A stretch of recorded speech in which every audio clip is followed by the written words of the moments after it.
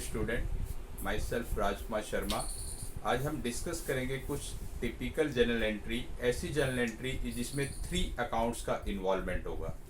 यानी अभी तक जो जर्नल एंट्री हमने डिस्कस की थी उसमें 2 अकाउंट की इन्वॉल्वमेंट थी, लेकिन अभी जो जर्नल एंट्री आज हम डिस्कस करेंगे उसमें 3 अकाउंट्स का इन्वॉल्वमेंट होगा और कुछ एक्स्ट्रा जर्नल एंट्री, कुछ टिपिकल जर्नल एंट्री आपके साथ आज हम डिस्कस करेंगे। देखिए, जर्नल का फॉर्मेट आपको पता ही है। जर्नल का फॉर्मेट है date, particular, LF, debit amount, credit amount. लेकिन जर्नल का फॉर्मेट में जर्नल एंट्री बनाने से पहले आपको कुछ मॉडर्न रूल हमने बताए थे, वो आपको याद होने चाहिए। क्या क्या वो मॉडर्न रूल थे, एक बार फिर से हम बता देते हैं। देखिए, जैसे एसेट्स है, एक्सपेंस है और लॉस है। अगर ये इंक्रीज होंगे तो डेबिट होते हैं, और अगर ये डिक्रीज होंगे तो क्रेडिट होते हैं। इसके बाद कैपिटल, लायबिलिटी, रिवेन्यू यानी इनकम, ये अगर डिक्रीज होंगे तो डेबिट और इंक्रीज होंगे तो क्रेडिट। यानी ये मॉडर्न रूल आपको याद रखने हैं जर्नल एंट्री बनाने के लिए। एसेट्स, एक्सपेंस, लॉस अगर इंक्रीज होंगे तो डेबिट, डिक्रीज होंगे तो क्रेडिट। कैपिटल, लायबिलिटी, रिवेन्यू अगर डिक्रीज होगा तो डेबिट, इंक्रीज होगा तो क्रेडिट। अब हम चलते हैं कुछ जर्नल एंट्री पे। देखिए, सबसे पहली जर्नल एंट्री ट्रांजेक्शन आपको दी हुई है। Purchase goods ₹2 lakh less 20% trade discount and paid immediately, avail cash discount 2%।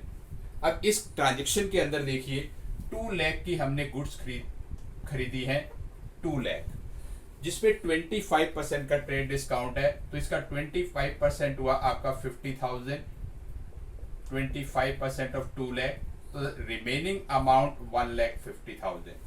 अब 1,50,000 पे 2% का कैश डिस्काउंट है, तो 2% का कैश डिस्काउंट ये हो गया आपका 3,000। यानी टोटल अमाउंट जो आपको पे करनी है वो पे करनी है 1,47,000। अब ध्यान देना है कि इसमें 2 आपके डिस्काउंट इन्वॉल्व थे, एक ट्रेड डिस्काउंट इन्वॉल्व था, एक कैश डिस्काउंट इन्वॉल्व है। ट्रेड डिस्काउंट को हमें जर्नल एंट्री में शो नहीं करना होता है, उसको पहले से डिडक्ट करना होता है। कैश डिस्काउंट को हमें जर्नल एंट्री में शो करना होता है। देखिए, ट्रेड डिस्काउंट क्या होता है? ट्रेड डिस्काउंट होता है जब हम कोई गुड्स खरीदते हैं या गुड्स बेचते हैं लार्ज क्वांटिटी में, तो ये एक बिजनेस डिस्काउंट है जो डिस्काउंट दिया जाता है। लेकिन कैश डिस्काउंट क्या होता है? कैश डिस्काउंट होता है कि इमीडिएट जब हम पेमेंट करते हैं या इमीडिएट हम कोई अमाउंट रिसीव करते हैं तो उस पर हम कैश डिस्काउंट यानी 2%, 5%, 6%, 10% की डिमांड करते हैं कि प्रॉम्प्ट पेमेंट पे हमें क्या डिस्काउंट मिलेगा। तो वो कैश डिस्काउंट होता है और वो हमें अपनी जर्नल एंट्री में शो करना होता है। अब देखिए, इस ट्रांजेक्शन के अंदर जो पहली ट्रांजेक्शन मैंने आपको बताई है, purchase goods of ₹2 lakh less 25% trade discount and paid immediately, avail cash discount. इस ट्रांजेक्शन के अंदर देखिए कौन कौन से अकाउंट इन्वॉल्व है आपके। एक तो इसमें आपका गुड्स है, एक आपका कैश है और एक आपका डिस्काउंट है। अब डिस्काउंट इसमें रिसीव वाला डिस्काउंट है, क्योंकि हम पेमेंट कर रहे हैं। जब हम पेमेंट करेंगे तो हमें डिस्काउंट रिसीव होगा, और जब हम कहीं से रिसीव करते हैं और तब डिस्काउंट देते हैं तो वो डिस्काउंट अलाउड होता है। अब देखिए, गुड्स आपकी एसेट्स है, कैश भी आपकी एसेट्स है, और डिस्काउंट रिसीव ये आपकी इनकम है यानी रिवेन्यू है। अब इसमें देखेंगे क्या बढ़ रहा है क्या घट रहा है। गुड्स हम परचेज कर रहे हैं तो गुड्स इंक्रीज हो रही है, कैश आपका डिक्रीज हो रहा है और रिवेन्यू आपका इंक्रीज हो रहा है। तो अब देखिए, एज पर रूल, गुड्स आपकी इंक्रीज हो रही है तो गुड्स आपकी डेबिट होंगी, कैश आपका डिक्रीज हो रहा है तो कैश आपका क्रेडिट होगा, और डिस्काउंट रिसीव, रिवेन्यू इंक्रीज हो रहा है तो जब भी रिवेन्यू इंक्रीज होता है तो वो भी आपका क्रेडिट होता है। तो जर्नल एंट्री कैसे बनाएंगे आप? गुड्स की जगह आप लिखेंगे परचेज, यानी purchase account debit, to cash account और टू डिस्काउंट रिसीव अकाउंट। और अमाउंट क्या आएगी? अमाउंट यहाँ पे आएगी 1,50,000 after trade discount, trade discount minus करने के बाद। और कैश डिस्काउंट है आपका 3,000, वो आपका यहाँ पे आ गया, और कैश में आ गया आपका 1,47,000। तो इस तरीके से आप जर्नल एंट्री बनाएंगे। ट्रांजेक्शन एक बार फिर से मैं पढ़ता हूँ। Purchase goods ₹2 lakh less 25% trade discount and paid immediately, avail cash discount 2%। तो इसमें देखिए कैलकुलेशन मैंने आपको बताई है। 2 लाख की गुड्स थी जिसपे 25% का ट्रेड डिस्काउंट माइनस हो गया, वैल्यू बची 1,50,000। उस पे कैश डिस्काउंट हो गया 2%, तो 2% ऑफ 1,50,000 3,000, तो 1,47,000 की आप पेमेंट करेंगे इसमें। तो इस तरीके से इस ट्रांजेक्शन की आप जर्नल एंट्री बनाएंगे। अब देखिए ट्रांजेक्शन नंबर 2। ट्रांजेक्शन नंबर 2 है आपके पास goods sold to Ram 50,000 less 10% trade discount. देखिए इसमें भी 50,000 की आप गुड्स बेच रहे हैं, उस पर 10% यानी 5,000 का ट्रेड डिस्काउंट हुआ, तो गुड्स की वैल्यू बची आपकी 45,000। 45,000 की गुड्स आप बेच रहे हैं एज पर ट्रेड डिस्काउंट। किसको बेचने हैं? राम को। इस ट्रांजेक्शन में देखिए दो अकाउंट है आपके, एक राम है और दूसरा है आपका गुड्स। राम और goods.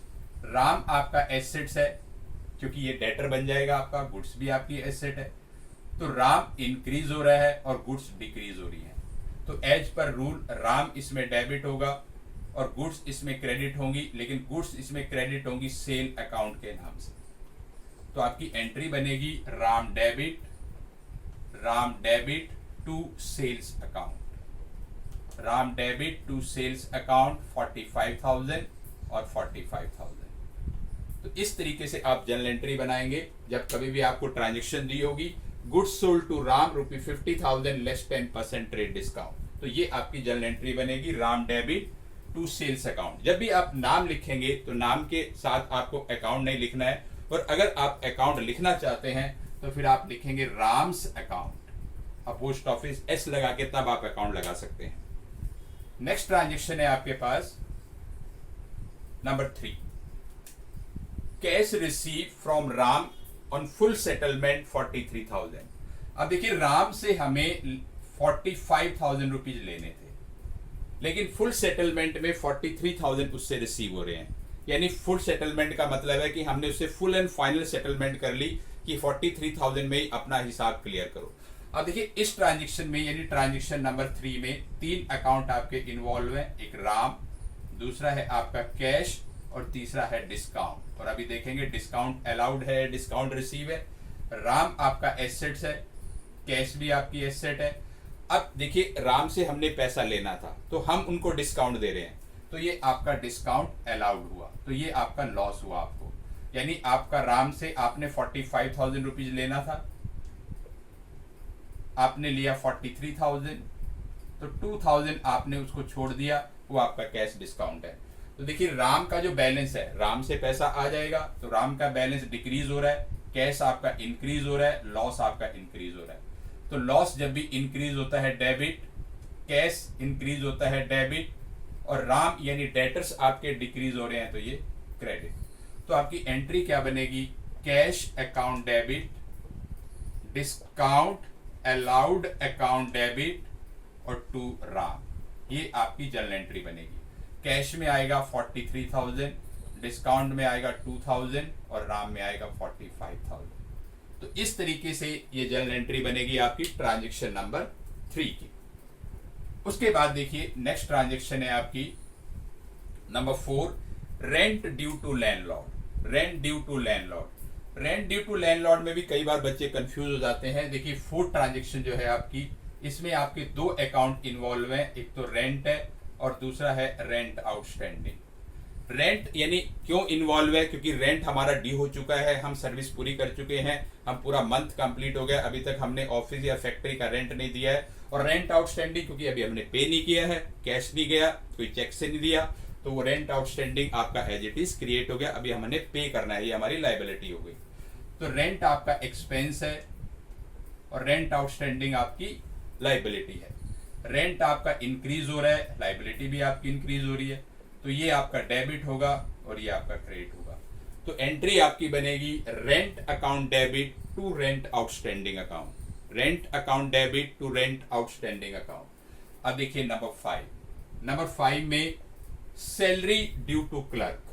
Salary due to clerk यानी इसमें भी आपके 2 अकाउंट इन्वॉल्व हैं, one is salary, another is salary outstanding. Salary is your expense, salary outstanding is your liability, क्योंकि अभी पे करना है, पे नहीं किया, तो एक्सपेंस आपका इंक्रीज हो रहा है, लाइबिलिटी भी इंक्रीज हो रही है, तो सैलरी आपकी डेबिट हो जाएगी, सैलरी आउटस्टैंडिंग आपका क्रेडिट हो जाएगा। तो आपकी जर्नल एंट्री बनेगी salary account debit to salary outstanding account. तो ये दो जर्नल एंट्री इसलिए डाली गई हैं कि इनमें कई बार बच्चों को बहुत सा कंफ्यूजन रहता है, क्योंकि रेंट ड्यू टू लैंडलॉर्ड, इसमें लैंडलॉर्ड का नाम है वो कहीं पे भी नहीं आएगा, बच्चे कई बार लैंडलॉर्ड लिख देते हैं। Salary due to clerk, clerk का नाम कहीं पे भी नहीं आएगा। Salary due to Ramesh, salary due to Naresh, salary due to Sohan, तो वो कहीं भी किसी का नाम नहीं आएगा। यानी आपकी जर्नल एंट्री बनेगी salary account debit to salary outstanding account. अब देखिए ट्रांजेक्शन नंबर 6। ट्रांजेक्शन नंबर 6 में क्या है? Goods costing 1000 loss by fire. Goods costing 1000 loss by fire, यानी गुड्स 1000 की loss by fire and insurance company accepted the claim. Insurance company ने claim accept कर लिया ऑफ ₹800, ओनली 800। 1000 की आपकी goods loss by fire, destroyed by fire हुई है, लेकिन इंश्योरेंस कंपनी ने जो क्लेम एक्सेप्ट किया है वो किया है 800 and cheque receive from the insurance company, और इंश्योरेंस कंपनी से वो चेक भी आ गया। तो देखिए इस क्वेश्चन के अंदर 3 जर्नल एंट्री आपकी बनेगी मेनली। देखिए एक इस ट्रांजेक्शन में गुड्स है आपकी, दूसरा है आपका लॉस हो गया है, लॉस बाय फायर। गुड्स आपकी एसेट है, ये आपका लॉस है। गुड्स आपकी डिक्रीज हो रही हैं, लॉस आपका इंक्रीज हो रहा है, तो लॉस डेबिट हो जाएगा और गुड्स आपकी क्रेडिट हो जाएंगी। यानी आपकी पहली एंट्री इसमें बनेगी loss by fire account debit to purchase account.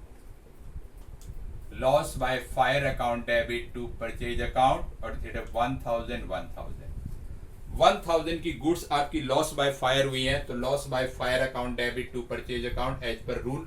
उसके बाद सेकंड एंट्री, इंश्योरेंस कंपनी से हमने क्लेम के लिए, यानी इंश्योरेंस कंपनी में हम अप्लाई करेंगे कि हमें 1000 का क्लेम चाहिए। तो हमने जब अप्लाई किया तो हमने एंट्री बनाई insurance company account debit to loss by fire, यानी हम तो पूरा क्लेम सोचेंगे कि हमें पूरा क्लेम मिले 1000। हमने इंश्योरेंस कंपनी को अप्लाई कर दिया कि 1000 का हमारा क्लेम है वो हमें पूरा दिया जाए, लेकिन इंश्योरेंस कंपनी ने ओनली 800 का क्लेम एक्सेप्ट किया और हमें 800 का चेक दे दिया। तो थर्ड एंट्री आपकी बनेगी bank account debit profit and loss account debit to insurance company.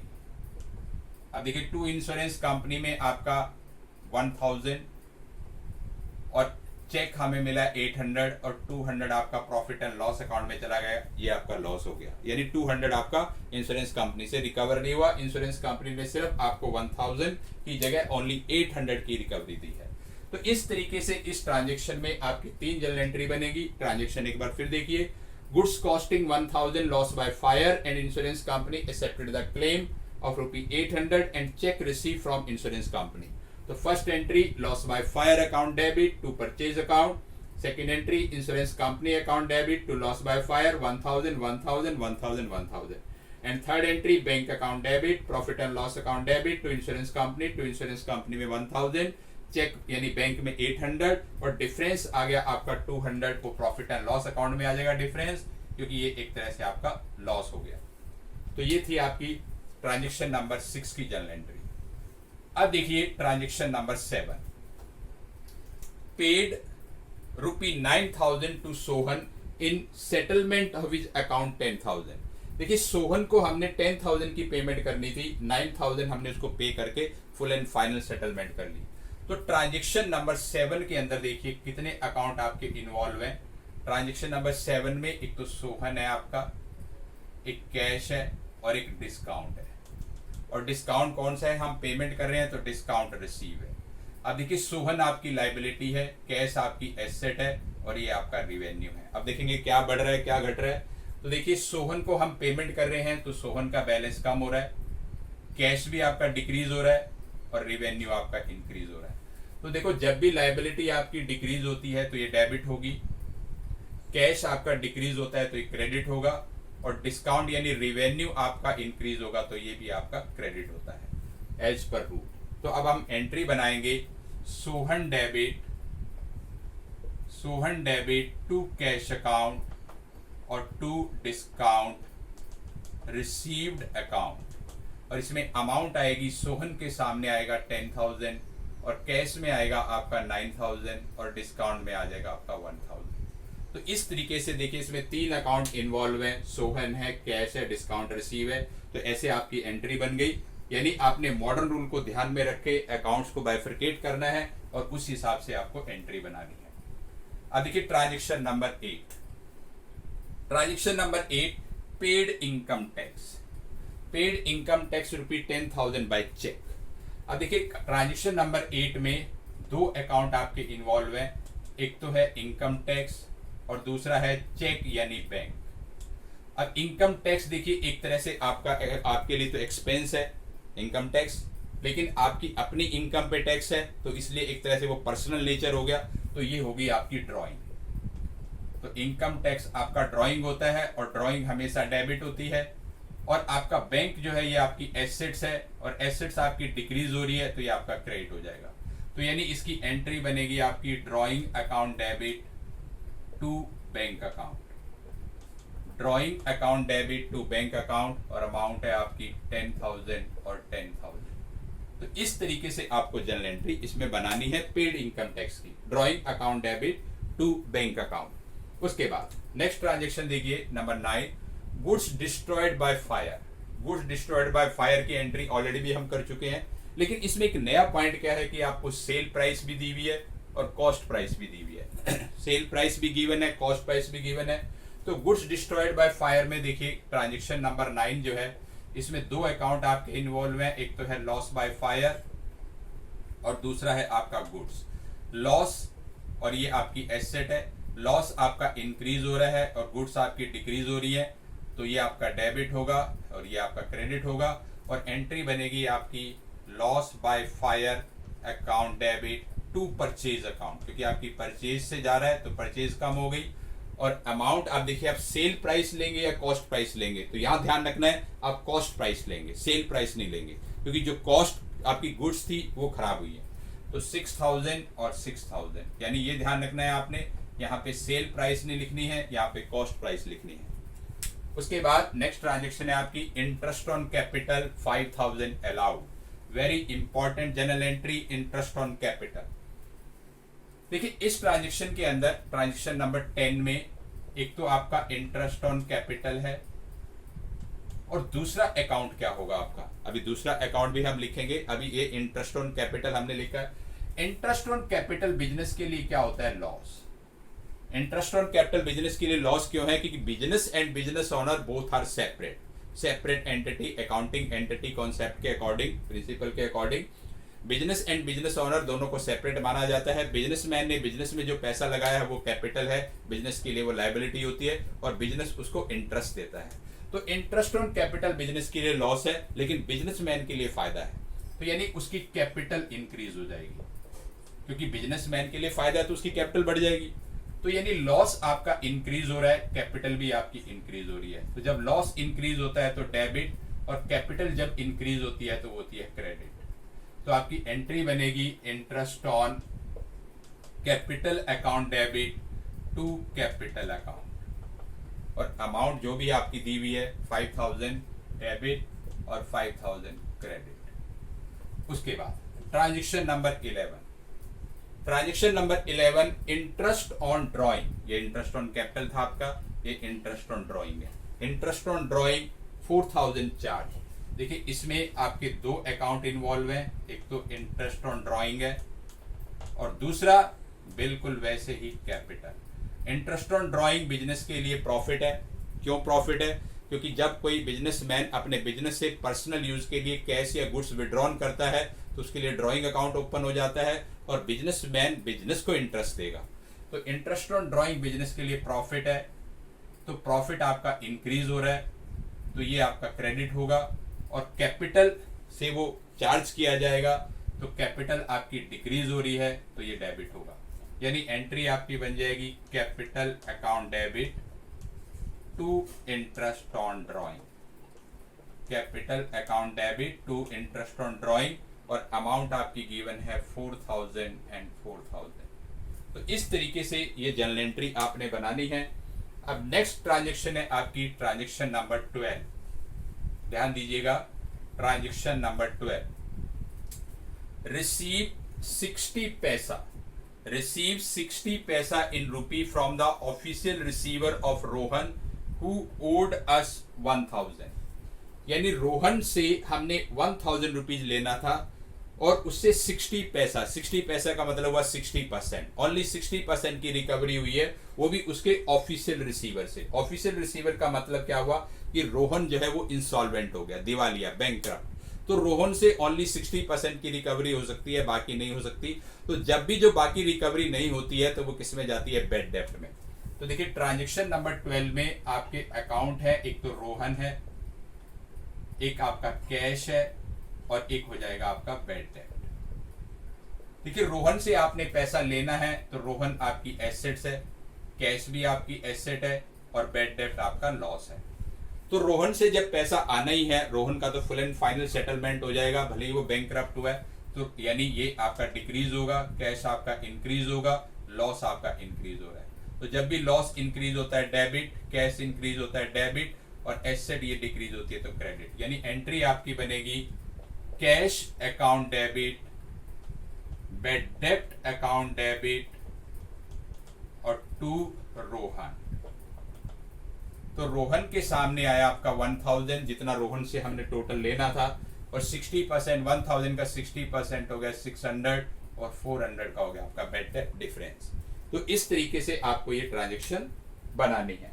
Transaction एक बार फिर दोबारा बोल देता हूं मैं। रिसीव 60 पैसा in rupee from the official receiver of Rajan Rohan who owed us 1000। यानी रोहन से हमने 1000 रुपीज लेने थे, ओनली 60% रिकवर हुए, वो भी उसके ऑफिशियल रिसीवर से, जो यानी कोर्ट ने अपॉइंट किया है। तो क्योंकि वो बैंकक्रप्ट हो गया, दिवालिया हो गया, तो ये आपकी जर्नल एंट्री बनेगी। अब है नेक्स्ट आपकी 13, goods purchase from Shyam 20,000 SGST and CGST at the rate 6% each. देखिए ये ट्रांजेक्शन आपकी जीएसटी से कनेक्टेड है। जीएसटी जो है आपका वो 3 टाइप का होता है बेसिकली। एक होता है आपका SGST स्टेट जीएसटी और दूसरा होता है सेंटर CGST सेंटर CGST और एक होता है IGST इंटीग्रेटेड। देखिए जो 2 जीएसटी हैं SGST एंड SGST, ये कब लगते हैं, जब विद इन स्टेट आप सेल परचेज करते हैं। यानी विद इन स्टेट में आप कोई पेमेंट करते हैं, कोई पेमेंट रिसीव करते हैं एक स्टेट के अंदर ही, दिल्ली का दिल्ली में, हरियाणा का हरियाणा में, पंजाब का पंजाब में, राजस्थान का राजस्थान में, यूपी का यूपी में। यदि विद इन स्टेट आप कोई भी ट्रांजेक्शन करते हैं तो उसमें आपका SGST एंड CGST दोनों लगते हैं। लेकिन जब आप एक स्टेट से दूसरी स्टेट में, जैसे दिल्ली के बाहर, दिल्ली से हरियाणा में बेच रहे हैं या पंजाब में बेच रहे हैं या यूपी में बेच रहे हैं या राजस्थान में बेच रहे हैं, तब आपका लगता है IGST। तो अब ये ट्रांजेक्शन आपकी 13 है, goods purchase from Shyam 20,000 SGST and CGST 6% each. देखिए ट्रांजेक्शन नंबर 13 में कौन कौन से अकाउंट है आपका, एक तो गुड्स है, दूसरा है आपका श्याम, तीसरा है आपका SGST और चौथा है आपका CGST। देखिए 4 अकाउंट का इन्वॉल्वमेंट है इस ट्रांजेक्शन में। गुड्स आपकी एसेट है, श्याम आपकी लायबिलिटी बन जाएगी और SGST एंड CGST ये एक तरह से आप इसको अपना लॉस भी समझ सकते हो, आप अपना एक्सपेंस भी समझ सकते हो। तो अभी हम यहाँ पे मान के चलेंगे कि हमारा लॉस है, तो ये आपका एक तरह से लॉस है क्योंकि आपको टैक्स पे करना पड़ रहा है। इनडायरेक्टली आपका फायदा है लेकिन डायरेक्टली तो आपका लॉस है। तो अब देखिए इसमें क्या क्या इंक्रीज हो रहा है। हमने क्या किया है, गुड्स खरीदी है तो गुड्स आपकी इंक्रीज हो रही है, लाइबिलिटी भी आपकी इंक्रीज हो रही है, लॉस भी आपके इंक्रीज हो रहे हैं।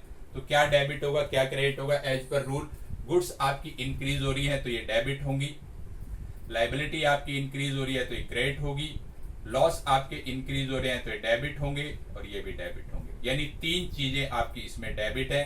तो जर्नल एंट्री आपकी बनेगी, गुड्स की जगह हम लिखते हैं परचेज अकाउंट डेबिट और इनपुट, यानी जब डेबिट में लिखेंगे तो input SGST account debit, input CGST account debit और टू श्याम। और अमाउंट कैसे आएगी, देखिए अमाउंट का ध्यान दीजिए, 20,000 था गुड्स तो परचेज में तो 20,000 आ गया और 20,000 का 6%, 20,000 का 6% हो गया आपका 1200, ये आपका 1200 हो गया, ये भी आपका 1200 हो गया और इन तीनों को जोड़ के श्याम में आ जाएगा 22,400। तो इस तरीके से आपको जर्नल एंट्री बनानी है, यानी goods purchase from Shyam ₹20,000 SGST and CGST 6% each. तो आपकी एंट्री बनेगी purchase account debit, input SGST account debit, input CGST account debit to Shyam. तो इस तरीके से ये आपकी प्रेजेंटेशन है। अब देखिए नेक्स्ट ट्रांजेक्शन है आपके पास। Next transaction is your goods sold to Naresh 10,000 SGST and CGST 9% each.